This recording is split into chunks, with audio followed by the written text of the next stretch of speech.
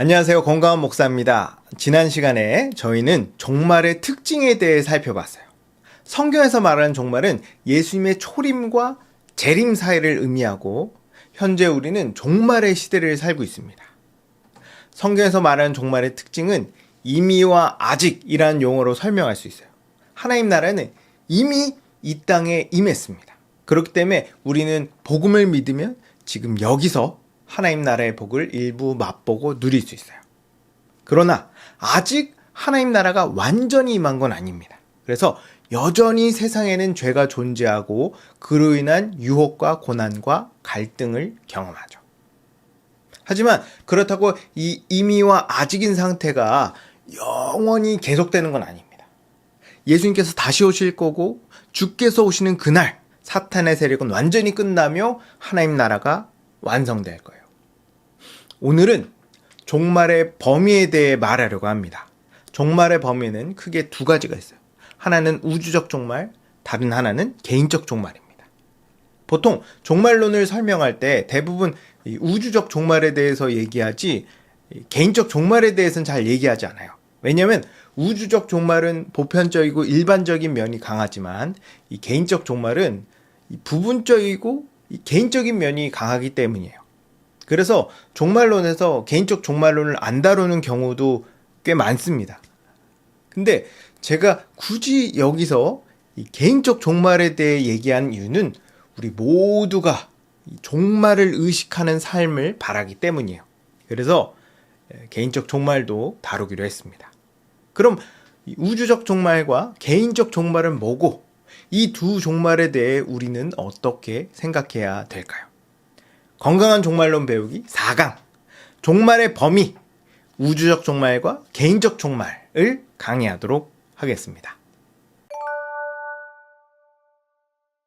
먼저 우주적 종말과 개인적 종말이 뭔지 알아볼 건데요. 그 의미는 별로 어렵지 않습니다. 우주적 종말은 우리가 사는 이 세상의 끝, 인류 역사의 마지막이에요.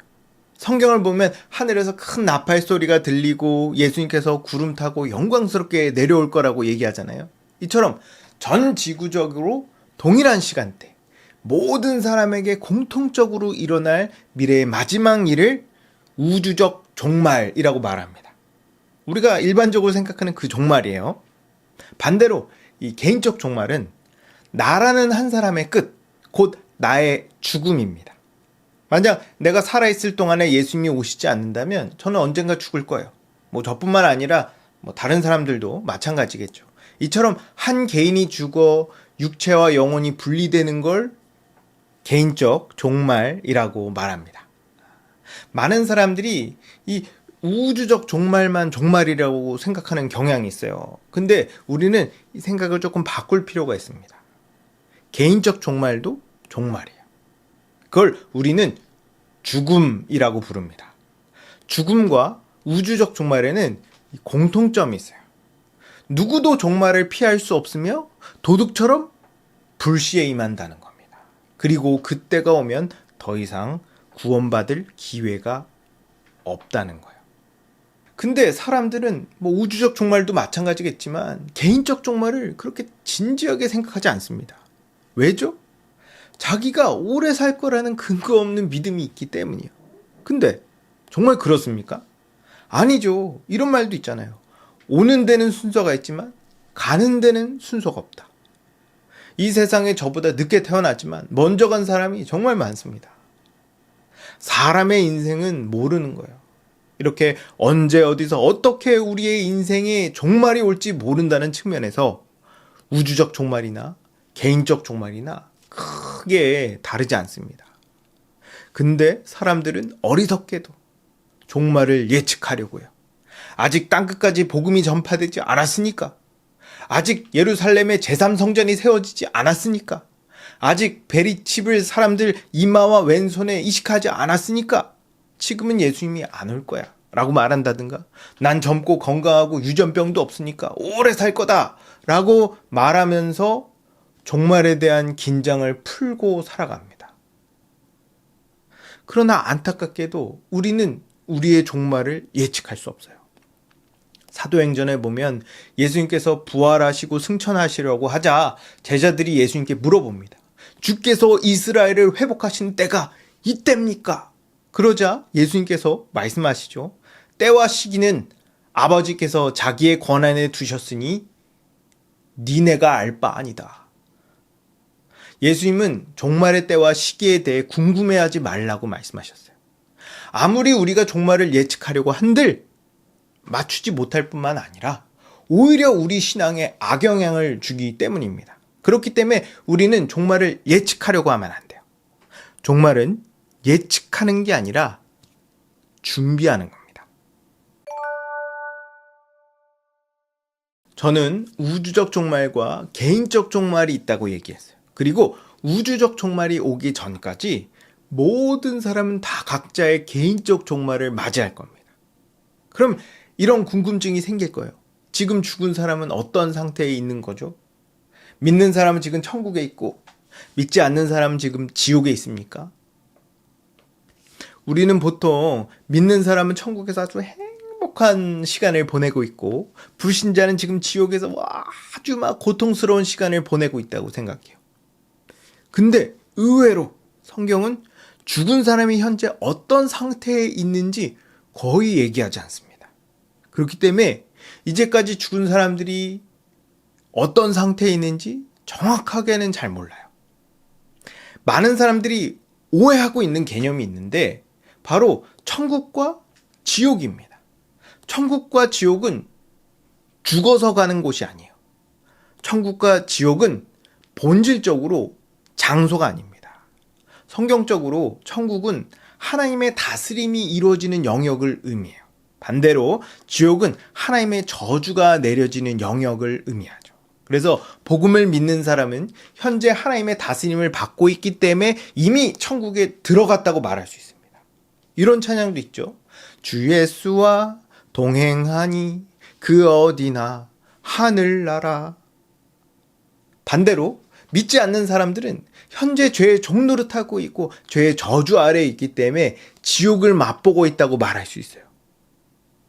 천국과 지옥은 눈에 보이지 않지만 지금 이 땅에 있습니다.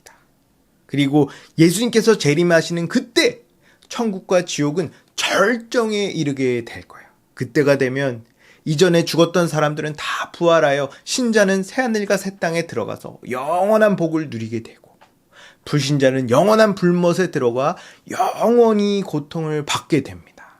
이게 성경이 말하는 천국과 지옥이에요. 그럼 천국과 지옥이 죽어서 가는 게 아니라면 죽은 사람들은 지금 어디에서 뭘 하고 있는 겁니까? 사람은 죽으면 육체와 영혼이 분리가 됩니다. 그리고 다시 새 몸을 받을 때까지 영으로 존재해요. 근데 영은 이 시간과 공간의 제약을 받지 않습니다. 베드로서 3장 8절을 보면 하나님은 1000년이 하루 같고 하루가 1000년 같다고 말해요.